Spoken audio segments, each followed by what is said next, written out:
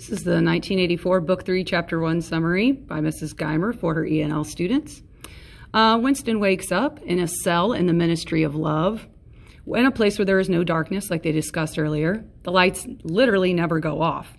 There are 4 telescreens in the room to monitor him, and he is referred to as 6079 Smith W. The cell that he's in is crowded with a bunch of other people, 10 to 15 other people who've done things wrong, people who've gone against the government. There is a prole woman in there who has the same last name as him, that's Smith, and he thinks maybe this woman could be my mother, which is strange. There's a man in there named Ampleforth who was a poet because he left the word God in a translation, and he was dragged off to a mysterious place called Room 101, which we'll find out very soon what that is.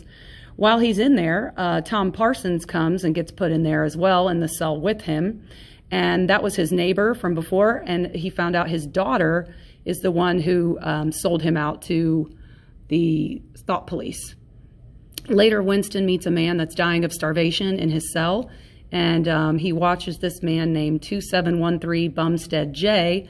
That man gets beaten to death for trying to feed the other starving man, and then Bumstead is then sent to room 101, whatever that is, which we'll find out soon.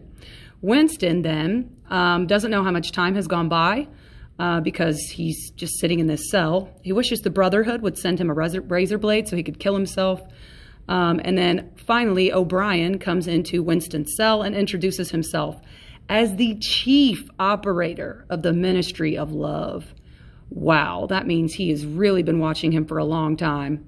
And he is going to begin a journey of physical torture. He will be torturing Winston. Book 3, Chapter 2. He keeps torturing Winston, and Winston confesses to a bunch of crimes, things he didn't even do, things he did do. Winston's spirit gets broken, along with lots of body parts. Also, his concern becomes, number one, he wants to find out what they want him to confess so that he can confess it and stop getting tortured, and confess that so that he can, well, avoid getting tortured. And then O'Brien is still running the torture show, and he's been watching Winston. Look at this. He says for the last 7 years, which could be true. Winston is then strapped into a torture machine that will stretch his back until it breaks. That does not sound good. And then O'Brien tells Winston that his crime was refusing to accept the party's control, not for most of the other crimes he did, like the diary and all of that. Winston finally starts to become brainwashed after many, many torturous weeks, months, they're not even sure how long.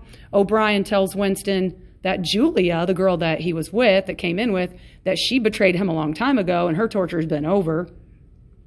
And then O'Brien tells him that they convert traitors before they kill them so that there are no martyrs. They don't want anybody to be followed for keeping their beliefs. And that is Book 3, Chapter 1 and 2.